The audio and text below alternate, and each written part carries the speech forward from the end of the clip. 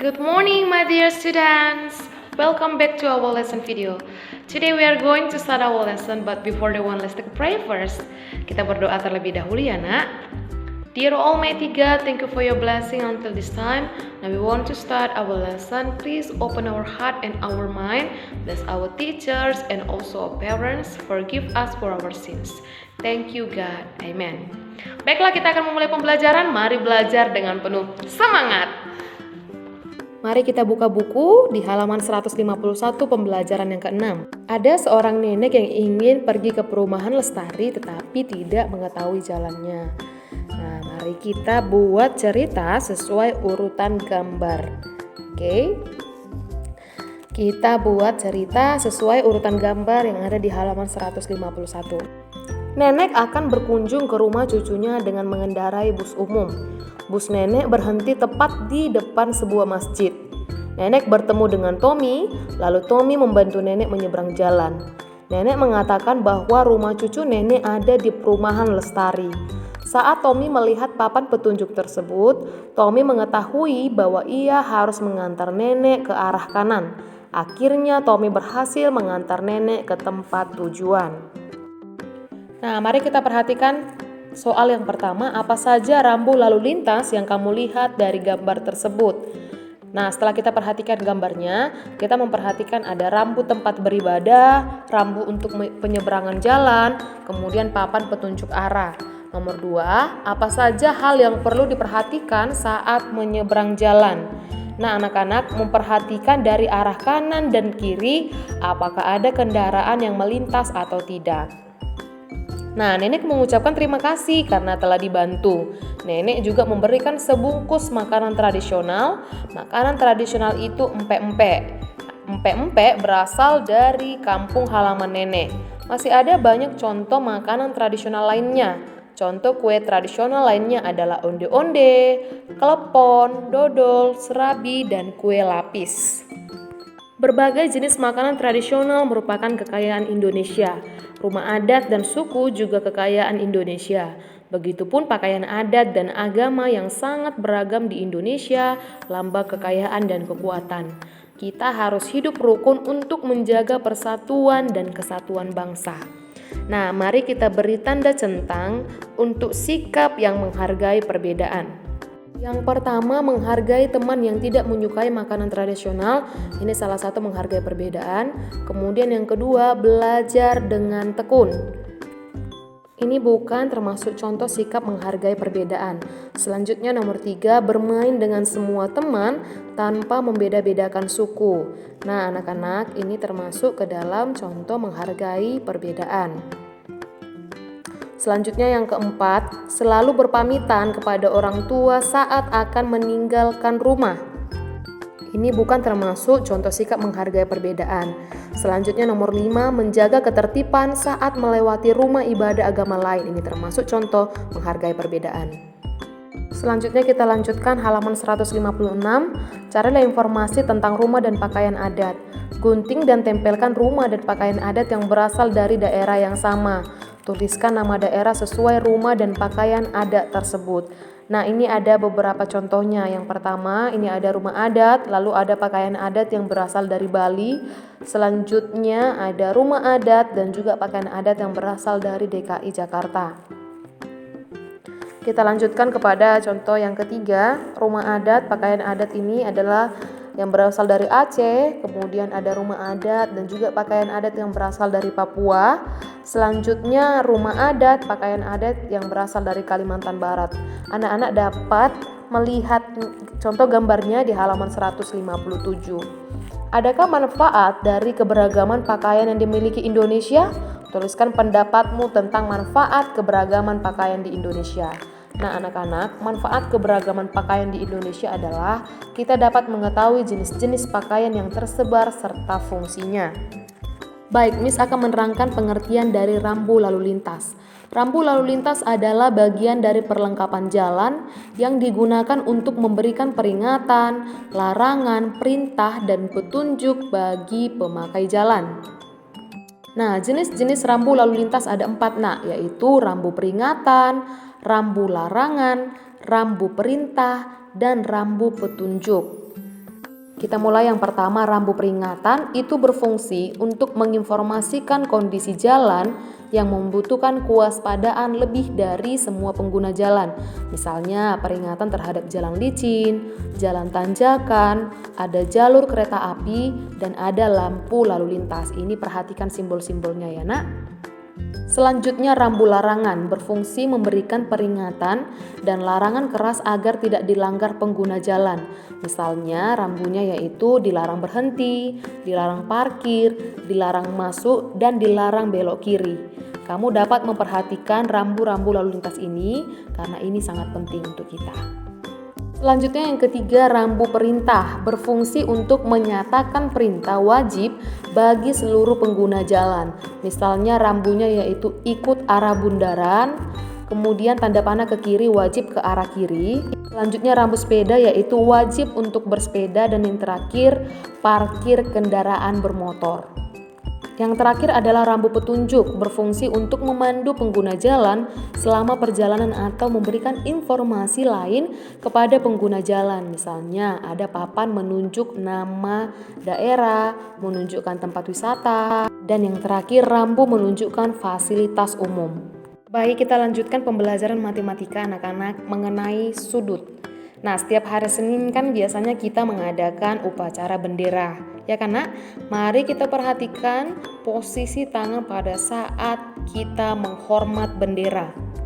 Perhatikan gambar berikut. Pada saat kita menghormat bendera, tangan kita akan membentuk sudut, yaitu sudut siku-siku yang besarnya itu 90 derajat. Nah, hari ini kita akan bahas tuntas tentang sudut, jenis-jenis sudut, dan juga sifat-sifatnya. Gambar berikut adalah gambar sebuah sudut. Kita beri nama sudut A, B, dan C. Nah, dari gambar ini kita dapat menarik kesimpulan. Yang pertama, sudut dibentuk oleh dua garis lurus. Yang kedua, posisi kedua garis saling bertemu atau berpotongan sehingga membentuk titik sudut. Lalu yang ketiga, antara dua buah garis terdapat jarak. Jadi kesimpulannya, sudut adalah daerah yang dibatasi dua buah garis lurus yang saling bertemu atau berpotongan sehingga membentuk titik sudut. Itu dia kesimpulan, dapat kamu tulis di buku matematika kamu ya nak. Baik, selanjutnya dari gambar berikut dari A sampai F, kita akan menentukan gambar manakah yang membentuk sudut. Nah, perhatikan gambar bagian A, itu ada dua garis yang saling berpotongan, jadi ini termasuk gambar sudut. Selanjutnya yang B, ini tidak berpotongan ya nak, kamu lihat ada garis yang tidak sampai ke garis yang selanjutnya, itu berarti tidak termasuk gambar sudut. Selanjutnya yang C, ini adalah termasuk gambar sudut nak, karena kedua garis saling berpotongan. Selanjutnya yang D juga termasuk gambar sudut karena kedua garis juga berpotongan. Nah, yang E ini bukan termasuk sudut nak, karena ada garis melengkung dan garis tegak lurus. Harus keduanya tegak lurus ya nak, berarti bukan termasuk. Yang F juga tidak termasuk gambar sudut karena kedua garis itu melengkung bukan tegak lurus. Jadi tidak termasuk gambar sudut. Mari mengenal bagian-bagian dari sudut. Yang pertama kita beri dulu nama sudutnya, sudut A, B, dan C. Kemudian kita perhatikan titik pertemuan garis A dan garis C itu berada di titik B ya, letaknya berada di tengah. Jadi garis AB dan garis BC disebut kaki sudut. Oke nak? Titik B itu merupakan titik sudut pertemuan garis A dan garis C. Titik B disebut dengan titik sudut. Selanjutnya, kita perhatikan besarnya sudut dengan satuan derajat. Anak-anak nih, tahukah kalian, meskipun garis diperpanjang, maka besarnya sudut akan tetap sama. Nah, karena kita sedang belajar sudut, ini ada alat yang dapat mengukur sudut. Nah, namanya adalah busur derajat. Satuan sudut adalah derajat. Begini penulisan derajat ya nak, angka 0 kecil di atas. Itu dia. Ini sangat penting ya. Dapat kamu tulis nanti di buku catatan kamu. Misalnya ada sebuah garis ya, kita buat contohnya 0 derajat. Garis merah itu menuju ke angka 0. Selanjutnya Miss Kiki buat 10 derajat. Berarti kita tentukan garisnya dia mengarah ke angka 10. Begitu juga selanjutnya. 20 derajat. Berarti kita tarik garisnya nak dari busurnya ya ke arah 20 derajat. Selanjutnya 90 derajat, kita cari angka 90. Nah, dia tegak lurus ke atas. Ini dia kalau bentuk 90 derajat. Kalau 180 derajat, maka putarannya itu setengah putaran ya nak, sampai ke angka 180. Selanjutnya kita akan belajar tentang macam-macam sudut. Yang pertama ada sudut siku-siku. Ini dia bentuk sudut siku-siku. Ini kalau kita tarik garisnya, dia akan membentuk sudut 90 derajat. Sudut kedua, kita perhatikan sudut lancip. Nah, ukuran sudut lancip ini nak kurang dari 90 derajat, lebih kecil ya nak. Kalau tadi 90 derajat, ini meski kita tarik garis putus-putus itu ukuran 90 derajat. Sudut lancip itu kurang dari 90 derajat. Jadi sudut yang besarnya lebih dari 0 derajat dan kurang dari 90 derajat. Itu dia sudut lancip. Selanjutnya yang terakhir adalah sudut tumpul. Nah, anak-anak kita perhatikan bentuk dari sudut tumpul. Nah, sudah lebih dari 90 derajat. Oke, kita tarik garis tegak lurus. Nah, lebih kan nak? Jadi ukurannya adalah lebih dari 90 derajat. Sudut yang besarnya lebih dari 90 derajat dan kurang dari 180 derajat. Kemudian yang D adalah sudut lurus. Nah, perhatikan ini nak bentuknya. Sudut lurus. Kalau dikatakan sudut lurus, maka dia sudut besarnya itu adalah 180 derajat atau setengah putaran ya. Sebagai latihan kita tentukan nama-nama dari sudut berikut. Yang pertama, nah ini adalah sudut lancip karena kurang dari 90 derajat. Nah, yang kedua ini ada garis yang saling tegak lurus ya nak. Besar sudutnya adalah sudut siku-siku. Selanjutnya yang ketiga ini sudah lebih dari 90 derajat. Jadi termasuk sudut tumpul. Yang keempat, nah ini kurang dari 90 derajat. Nah, berarti ini adalah sudut lancip. Selanjutnya yang kelima, nah kamu perhatikan hanya ada satu garis, dia itu adalah sudut lurus. Dan yang keenam ini sudah lebih dari 90 derajat, garis potong-potong ini disebut 90 derajat, berarti termasuk sudut tumpul. Baik, kita perhatikan contoh soal yang pertama. Siti mulai belajar di sekolah pukul 7. Sudut terkecil yang terbentuk oleh kedua jarum jam adalah sudut. Nah, kita buat dulu.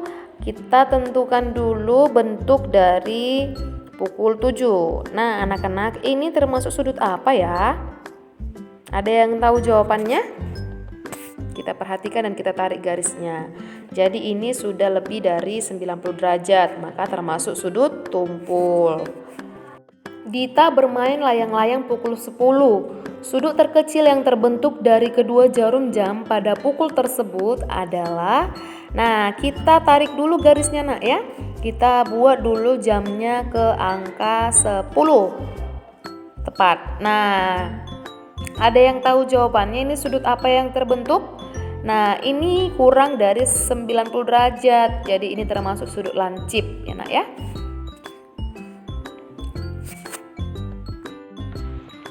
Well, that's all about our lesson this morning. Let's take a pray.